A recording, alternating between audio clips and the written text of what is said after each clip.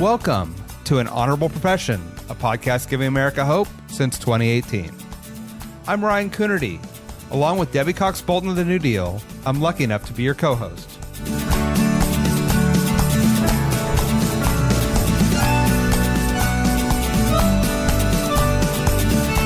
An Honorable Profession is a New Deal Leaders podcast.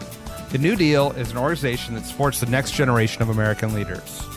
From attorneys generals, to state senators, to mayors, to school board members, these are the people that are pushing policies and politics that will respond to climate change, rebuild our economy, address racial injustice, and restore our democracy. These are incredibly talented people who have dedicated themselves to public service when their country and their communities need it the most. Check out newdealleaders.org to see what I'm talking about. I'm your co-host, Debbie Cox Bultan. And this episode, I speak with Representative Q Williams, the first African-American elected to the legislature from his hometown of Middletown, Connecticut.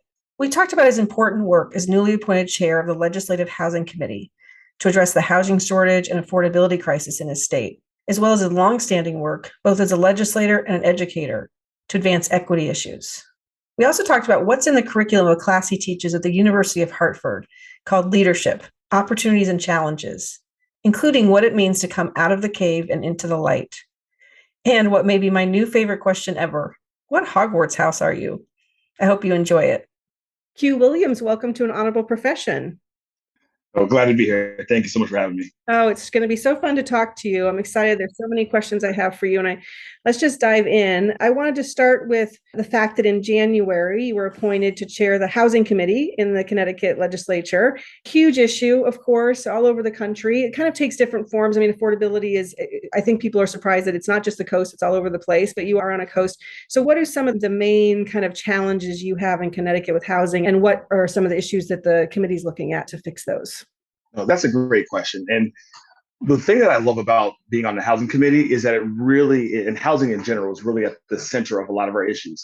If you want to have an impact on public health, you have to look at housing. If you want to have an impact on education, you have to look at housing. If you want to look at how to grow our economy and businesses, you have to look at housing. If you don't have a place to live, you can't get to work. If you want to look at our transportation network and being in a more green environment, you have to look at housing. So it really allows for the ability to touch on a lot of the things that I care about, just growing our economy, making sure that we're all healthy, access to well-paying jobs. And you can do this all by making sure that everyone has a home in an affordable way for their budget so that we can, I think, have the country and community that we're looking to do. So we have been working diligently. And it is this weird balance where I think there's multiple types of communities in Connecticut. So like the Eastern Connecticut area or near the casino and near the sub-base versus Fairfield County, which is essentially a New York suburb, or Central Connecticut, where I'm from, they have very distinct cultures and very distinct sort of feels and vibes, but they all still share the same problem that there is not enough housing for everyone at every budget, period. If you are a recent graduate and you're looking to get your starter home or just a place to rent, there's very few places that you can go in an affordable way. If you're a senior and you're looking to downsize, there's not enough housing for you all. If you're a growing family and you want to be able to get maybe a second or third bedroom for your next child, it is incredibly expensive. And if we truly want to have the growing economy that we are looking to have in Connecticut, when we have so many great employers, you can't do that without housing. So we have a bill that I am very proud to champion that we got across the finish line last year, was to provide rent commissions in all of our municipalities over 25,000. And this actually is a good policy for both our property owners and for our tenants. It is a fair, neutral body that will allow folks to talk about if their increases in rent are unconscionable when there are increases. And that is a very high bar to get to. And also they can navigate and negotiate other things around improvements to the building, if things are safe, all the sort of health and safety issues. All those things can be kind of moderated and mediated through this commission that your local municipal leader, whether it's your first selectman or your mayor, can appoint both housing advocates, lawyers, and property owners to come to the table and help mediate between property owners and tenants. And when we get those up and running, and we've seen it work very well in large towns like Bloomfield and Hartford and New Haven, We've also seen it work very well in small towns like Clinton, which is on the shoreline here in Connecticut. When they get up and running, I think it's going to be one of the policies that we're going to be really proud about and wonder why we haven't done it a long time ago. Yeah, that's so great. And I think there's so many aspects to this, right? You're talking both about the cost, affordability. You're also talking in that answer a lot about availability, just the housing stock and the numbers of units available. I know that for a lot of communities, some of the federal dollars that are coming to them via the American Rescue Plan or other avenues through all this federal money, people are looking to invest some of that in addressing the housing issue. Are you guys looking at using any federal dollars for some of the work that you're doing? Yes, and I have said 1,000 times ad nauseum is that we do not have a demand issue in Connecticut. People want to live in Connecticut. So we have a great school system. We have a transportation network that could be a lot better, but it's decent. We are near New York City. We're near Boston. We have wonderful higher education institutions. We also have just a lot of unique assets and things to do and have fun and do it in an affordable way in Connecticut. So people want to live here. So the demand is fine. The only way we are going to be the students of economics 101 that we are, the only way to fix this problem, if we don't have a demand problem, is to fix a supply problem. And we have to build our housing stock, period. There's no other way to solve this problem.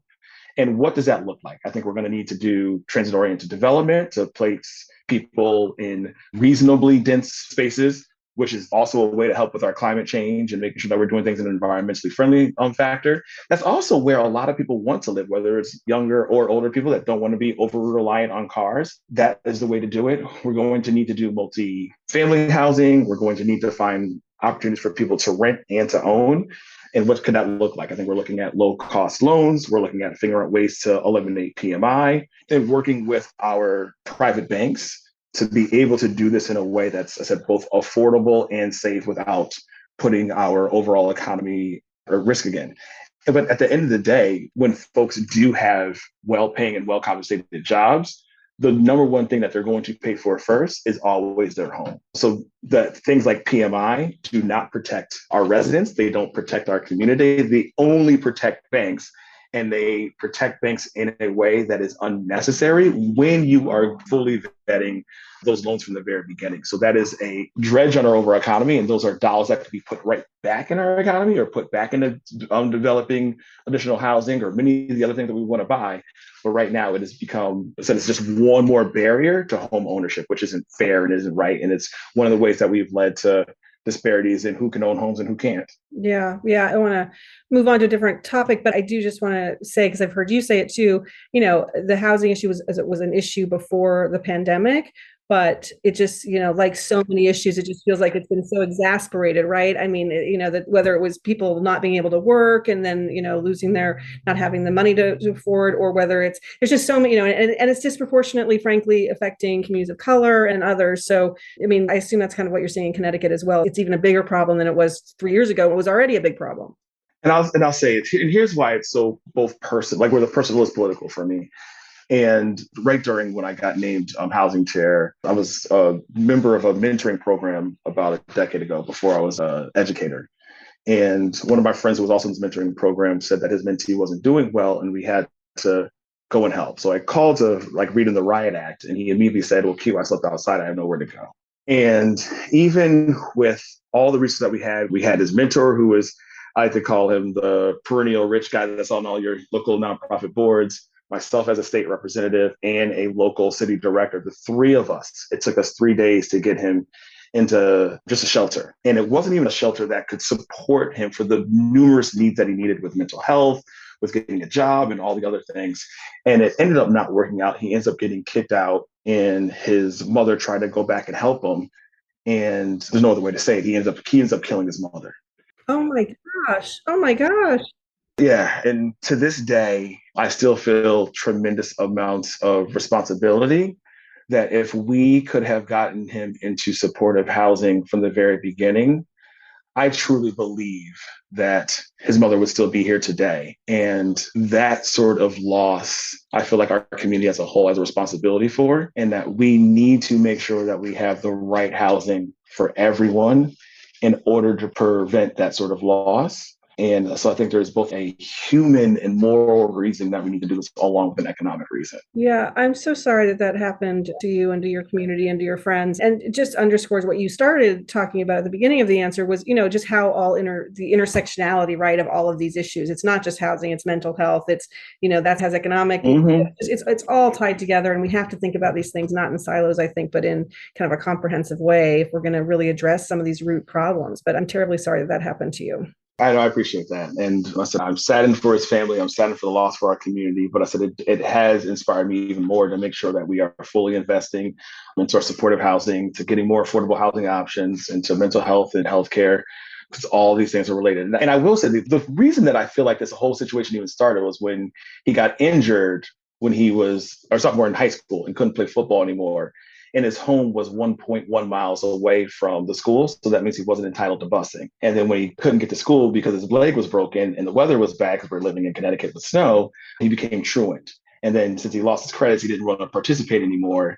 And I really think all those sort of things went downhill. So once again, if we look at where people live and their connection to space, whether it's to their schools or where they want to work or to social services and everything else that we need in order to have vibrant communities, it all starts with the home. Yeah, absolutely. Absolutely. And maybe that dovetails into a question I wanted to ask you about more broadly, or touching on here, is about equity issues. I know this is something that you have been talking about for a long time. You founded a nonprofit called Equity Connecticut that was focusing kind of on dismantling systemic racism through action and civic engagement.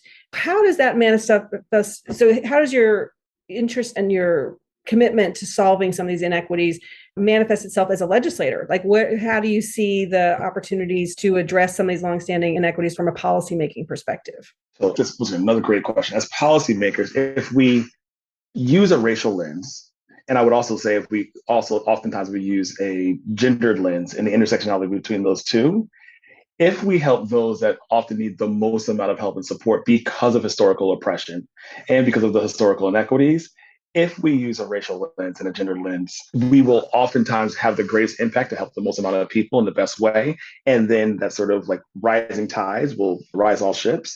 That is the best way to do so. And I think about my mom, who worked for the state of Connecticut for 30 plus years in the mental health workers space.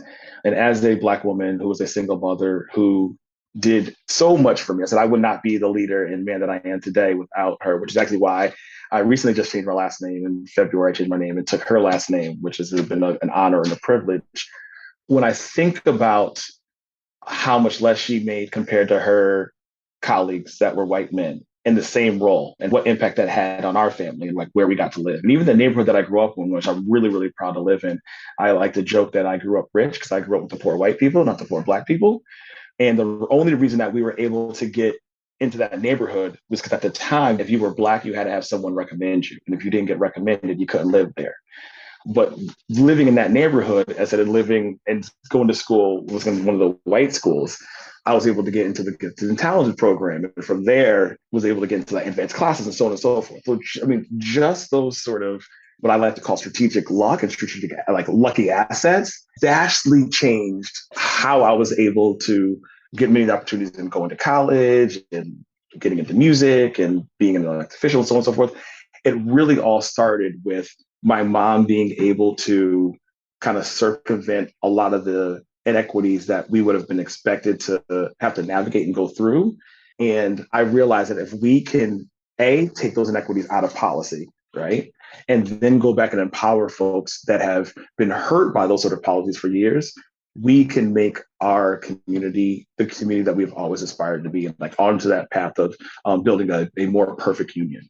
Yeah, absolutely. And are there, that was even in your answer there, you kind of centered that around your home, right? Your house, your home, where your neighborhood that you lived in, the opportunities that afforded you. So obviously housing goes back to the housing conversation, but are there other policies that you're looking at in the legislature now, or something that you passed or that you think needs to be passed, that other kind of examples of kind of where you think you can make some investments that would really, help give people that kind of opportunity that they need to get ahead? Yeah. So there's I'm also on the finance committee because it's actually kind of funny. I joined the finance committee because I joked that when I first got there was no money to give out. So we better care more about what money's coming in and where that's coming from. Yeah. Then COVID happened. It was a little tough for a little while. Yeah, but then Connecticut had a windfall of money. There's a ton of things that we can invest in. But I think that illustrated the overall point, where that we have underfunded numerous strategic assets in empowering families and empowering our workers, empowering our residents to do the things that they've always said they wanted to do and need to do in order to make our economy and our nation and our state strong. So right now, I really want us to have a comprehensive look about how we do taxation and where that money comes from. So A, we can be more consistent. Two, those that have the ability to pay and not have it hurt as much. And in some ways, they may not even notice it. They may notice it in the sort of like ones and zeros in their like long bank statement, but they won't notice the way that I know a lot of the members of my community that I grew up in back in Woodbury Circle, where they would notice if their lights were off, right? Or they notice if their phone wasn't on, or they would notice if they had to pay a fee because the rent check was late. They would notice if they got that eviction letter. Those things you can really feel in a very different way that hurts, significantly different than when you are doing well and you like literally can't figure out other things to spend money on. But we do need to make sure that people can like be well fed and have healthy food on their table. So then you don't also have the impacts of personal health with diabetes and high blood pressure and all the other and obesity that all comes with having terrible access to food, or you can't afford food, right? If you don't have electricity and I want you to go home and study, and I want your kid to do well and do their homework, but if you don't have electricity, you can't see the books to read. I can't expect you to do work and then come back and be a good student and a good scholar. That's not fair. That's just not logical. So I really do think, and I'm glad that we passed one of the highest additional EITCs, earned income tax credits in this last budget that is going to put money right back in families' hands, which I'm really, really proud of. But I do think we can have some other creative solutions, particularly around capital gains. I think we can look at the one that I would like to get rid of that I think would be a bipartisan effort too, is eliminating sales tax. It's one of the most progressive taxes that we have. And we are taxed, even though we don't tax food, we still tax clothing and a lot of other like necessary items. And that is going to hurt those that need to look at every single penny in order to balance their budget. Yeah. You know what you're reminding, I know you were a city treasurer, we'll get there in a minute, but before you were a legislator, but I was talking to Jose Cisneros, the city treasurer of San Francisco, on this podcast recently. And he talked a lot about, not about the tax structure, but about also the fees and other things that the city, or in some cases the state, levy, and whether or not that's a fair structure, and whether or not, you want to, of course, you need to hold people accountable, but what is $100 fine for one person is not, does not have the same impact. It's all relative to your point. And so anyway, I think that's another interesting thing I'm seeing around the country, people looking at kind of the fees and other kind of penalties or whatever, tickets, just the cost of those types of things that could be, that could really set someone to your, what you were talking about on the spiral, right? If they can't get their car out of the impound, then they can't get to work, and all of those things down the line, is that really what we meant to do because somebody got a parking ticket, right? And just looking at all of that. So anyway, I think that's a really interesting thing you guys are looking at in Connecticut there. Yes, and those fees can be a burden and a barrier that is unbearable. My mother-in-law called me, who is still kind of shocked that she has a son-in-law that's a politician, per se, but she was saying that her best worker, she's an HR manager for a manufacturing company in Greater Kansas City. And the judge told him to get a lawyer because he owed fines for driving without a license. And because he did it so many times, they were about to put him in jail. And the reason that he didn't pay it was because he couldn't get to work back and forth, because he couldn't drive, because he didn't have his license. So this endless cycle where all he was trying to do was help provide for him and his grandmother. And they were going to throw this boy in jail for driving without a license. And he's like, I swear the only place that I'm going to is to work and back. And equity doesn't even describe that. I would describe that as immoral, illogical, unfair, unsustainable, and just not right. Not right. Yeah, no, absolutely. Absolutely. I think it's so important that we're having these conversations and looking at across these inequities that exist in these systems and how to change them in a way that makes sense. So I want to go in a different direction for a minute. I saw something on your website that I didn't know about you that I think is super interesting, which is, and kind of goes to the conversations we're having about your work in the legislature, but it's about leadership generally. As I understand it, you are teaching a class at the University of Hartford on leadership, opportunities, and challenges. And I think that, all the things we're talking about right now is really comes down to people being willing to step up and lead on some really tough issues and have hard conversations and find creative solutions. And so I'm just curious about that class and how that came about and what you're teaching kids at the university there. So there's several things about this. So I said, I'm an early education administrator. So I like to consider myself an educator, but whenever I use the word educator, people are like, well, do you teach? So I always felt kind of like a imposter in terms of being a teacher. But this gave me the opportunity to be like, no, I really am a teacher. I'm a professor, right? So that's the first thing. I think the second part was I did not have many teachers nor professors of color or particularly Black men in my entire education. So I felt a calling to not only just be a teacher, but be explicitly a Black teacher that was going to be there so that there could have interactions with Black men in a leadership role. I thought that was a really important role to feel and fit to fill that I did not have a lot of access to when I was growing up and all the way up into my master's. I think the other thing that I really enjoyed about this class was that it really was 15 weeks of things that Q Williams liked, right? Which was just awesome. And I couldn't believe I had that much flexibility to design a course. I mean, it's an intersectional course. So it's finance, it's history, it's political science, it's public administration, it's psychology, it's history, but a lot of first sources, which I'm really, really proud of. And having the students really engage with both the philosophy of leadership and the practical application of leadership. And I try to get the students to really understand about like asking questions and then recognizing that leadership has consequences. So my favorite, there's a lot of favorites that I have in the class. I will say, like, I get to do some geeky stuff. Like we do a personality test around the Sorting Hat from Harry Potter, Oh, fun. which is one of my favorite classes. There's a proud Hufflepuff primary. I was going to say, I was going to have to ask you what you are. You're a Hufflepuff. Okay. I'm a Hufflepuff primary and Slytherin secondary. All my family are all Slytherins to their chagrin. They can't stand that I'm Hufflepuff. Like, you're always too nice. Stop talking to people all the time. It's just us. But anyways, the first week we go through the cave, Plato's The Cave, and it's Socrates talking to students to Glaucon about bringing the light to this cave and like leaving the cave and leaving the change and being liberated and coming back to the cave when you bring the light and what the consequences are. And they even say that they try to kill this man for bringing back the light. And I then bring that parallel and say, well, let's think about some of the leaders that we know very well. JFK, Robert Kennedy, Martin Luther King Jr., Malcolm X, Jesus of Nazareth, Mahatma Gandhi, the list goes on and on. Oh, in fact, even Socrates himself, right? They all killed, all of them were either killed by the state or killed by someone in their community for trying to bring liberation, to try to bring understanding, to try to bring new knowledge and challenge communities to be better and to live up to their own values. So the price of being a leader is incredibly costly, up to and including death. So if you say you want to be a leader, I want you to think from the very beginning, what are you willing to die for?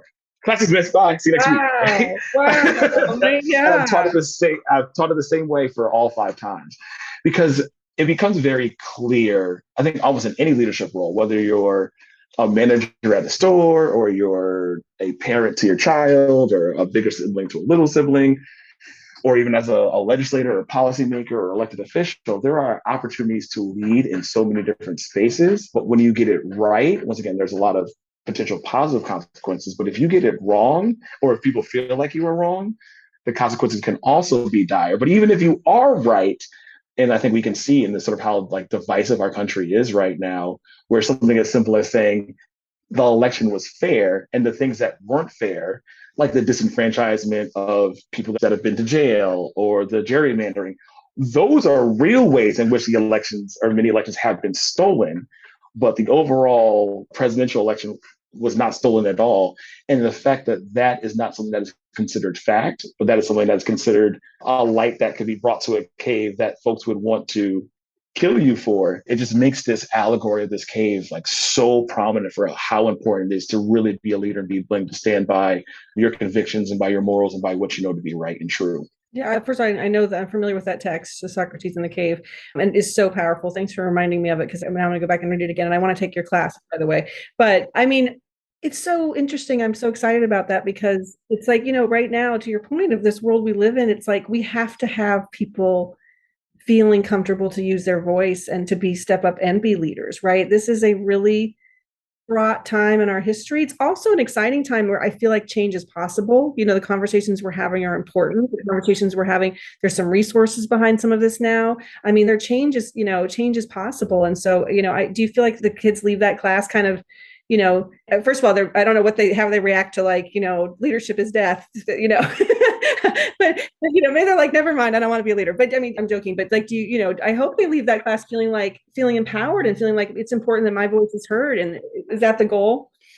The goal is, because I think in that sort of gravity is where folks can rise to the occasion. And I learned that as an educator for early elementary, where in our pre-K program, we start our kids to learn how to read.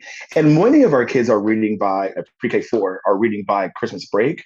By promotion to kindergarten, almost all of our kids, if not like maybe one in the class, may not be reading, but most of them are reading. And it's this idea that if you give kids a challenge, or if you give people a challenge, most of the time, if you give them the tools and the foundations to be supported, they can do well and they will rise to the occasion. So you want to explain to folks that this is going to be tough. This is going to be hard. Here's the path forward. Here's what we're going to do. Here's what the mission is. And I'm going to support you to get there. And the same thing. So if I tell you that the consequences are potentially death, right? I'm going to make sure that I give you enough tools so we don't get you killed, right? But more importantly, that you are prepared for that level of responsibility and accountability, and that you are going to do so in a way that you feel driven, that you feel excited, and that folks are going to want to follow you, and folks are going to want to come with you, and you are going to be right there with them in the mission, which allows for like democratization of power, and where everyone can thrive and everyone can do well. And I think most of the students my reviews have been usually like very similar to my own personality, where either you love me or you hate me, and that's kind of what happens. And it's not like anyone's ever said, like, you know what, you are pretty shy, you should be a little less theatrical. And I think my other favorite part to teach is the Declaration of Independence, because I think that's where students, I can help put the sort of like rubber to the road about our beliefs as a nation. I mean, we call that section American radicalism, and how radical it is in this idea that not only do you have a right to revolt if the government is not providing for you and the things that you are entitled to in your God-given rights of life, liberty, and property, or life, liberty, and pursuit of happiness. Not only do you have a right to revolt, you have a God-given responsibility and a duty. Like, you don't have a choice. Like, the text is very clear. You don't have a choice. Like, you must. And so when we go through the other sections about Black liberation theory and feminism and womenism, and we look through those lenses about these folks like that are demanding their basic rights. And I say, well, if we believe that Thomas Jefferson is right, then the ballot and the bullet makes a lot of sense, right? When we look at the case about, essentially like a bunch of sections, of course, cases about intersectionality and how these workers were being discriminated against because they were Black and women. Once again, like, what is their rights and responsibilities? And if we are to believe Thomas Jefferson, then we have to be ready to understand things like the Black Lives Matter movement. And we have to be able to understand why, after the decimation of Roe v. Wade with decades of precedent, why people should be mad and should be upset, and why we have a responsibility and duty to do something about it. And hopefully it doesn't get to revolt, which is why I think we have to have these like really strong, passionate conversations so that we can meet people in a place of discord, but a place of civility and moving forward in a way that we can all get what we are entitled to by our God-given rights. Mm-hmm. I want to ask you about your own journey, because you mentioned that there about kind of the path and the stepping into the light of leadership. So did you yourself think, before you started teaching this class, you ended up in politics and in elected office? Is that something that when you were growing up, you thought you wanted to aspire to, or how did that come about for you? So my family as a whole have always served in the church. So my mom's a missionary, grandma and grandpa were deacon and deaconesses. And if I counted all my aunts and uncles that were deaconesses would be here all the time. And I think many of my family members thought I was going to go into the church too. But I asked the Lord I said, you have to give me another blessing, another calling, because that's not for me. Let me figure out something outside the four walls. But even at the most earliest of ages, I've always cared about like what the rules were, how were they developed. So one of my favorite examples to give is that in fourth grade, I created a video game club with some of my neighborhood buddies. And they started playing video games when I started like writing the structure for like who's going to be how do you elect the president? How do you get a vice president? Who's going to collect the treasury funds? And what are the dues going to be? And like all the rules. And then the next day, after we had like voted in the rules that evening, the next day they all started their own video game club because they said I cared about rules and they just want to play a video game. And I think it was just so indicative of just like how my mind was always a little different, like built a little different. And I think so by sixth grade, I was in student government and was in student government all the way up until college. I was the first Black student government president at Bryant University, which I'm so really proud of today. So I think serving through electoral politics has been something that I've always been passionate about. But it was also very clear that when you had numbers and a mandate to be able to bring to authority to say, hey, this isn't right or this could be better, and we collectively are saying this, there was oftentimes the ability to get change versus saying, hey, I think this myself. And I think I've taken that sort of method of like organizing and like we, the collective, are saying, I think also, I'll just say my class, a very Hufflepuff model, like we are all going to do this together, has been, I think, just the way that like the reason that I'm an educator, the way that I go about teaching and why I'm a parent advocate and how we are all going to learn this and we're all going to go to the Capitol together and share like why our school is so important and why we're doing so well. And so I said, why I'm a policymaker. And one of the first things I did was like get into a bunch of caucuses, the Progressive Caucus and the Black and Puerto Rican Caucus and the Art Caucus. And actually, I'm actually a member of the Polish Caucus too, because the neighborhood I grew up in, Stawa Babcha, and I speak more Polish than a lot of the other Polish Americans in the caucus. So they're like, hey, come on in, Q. You're in Media City. If you have a Babcha and can say like hi and how are you better than we can without an accent, then you're right with this too. But because I think there's a lot of power in the collective, and there's a lot of power in the plural. I mean, by definition, democracy, that demos, like the more than one, that's where the real strength comes in. And I just really just love people in general and love talking and hearing and developing sort of relationships. And it's why I love the job so much. And I've always said, if the moment I don't love the job, I'll leave. If you don't have passion and joy that your community that has invested in me so much and that has empowered me to be our voice for all of us, if that sort of gravity and that responsibility does not bring me joy and happiness and thrill, then I've already lost it and I might as well let somebody else do it. I don't think you've lost it.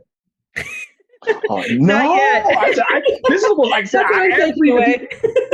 It is an honor and a privilege and a joy literally every day to serve. And I always say that if I wasn't like I suddenly lost an election, how sad I would be really sad, but I know I could still go and do this work another way. I would be right back at the Capitol as a lobbyist and as a parent advocate and working on those issues again, even without the title. And as much as I love the lapel pins that you get a collection of once you're an elected official, I could take it off immediately and be right there with my parents again, fighting for, healthcare, fighting to make sure that everyone has a opportunity for high quality education. I would do it in a second. Yeah. Well, I can't tell you how much we appreciate your energy and your passion. And to me, this is why we do this podcast, frankly, is for people to recognize, an honorable profession. Politics, government is an honorable profession. And you so exemplified like what it is that people want from their leaders, I think, which is that passion and that dedication and that commitment to making their lives better. So thank you for everything you do day to day in Connecticut. Thanks for being part of NewDEAL. And thank you for being on the show today. No, thank you for having me. It's been an honor to be part of NewDEAL. It's something that I brag about all the time. And having that ability to fight for what I would consider the basic rights of Americans and being able to do that in a pragmatic way, in a practical way, and doing it so that we can all do this together. I think NewDEAL has been able to exemplify that sort of philosophy and framework better than anybody else. So as I said, it's an honor to be part of y'all. And I really appreciate the time and the platform. I appreciate y'all sharing this with me. Absolutely. Well, thank you so much, Q. And all right now. Thanks for listening to An Honorable Profession. Please subscribe to hear more amazing leaders and keep asking your elected officials to be honorable. Boots Row Group produces podcast. I'm Ryan Coonerty, and because we keep things honorable, no tax dollars were used in the making of this podcast.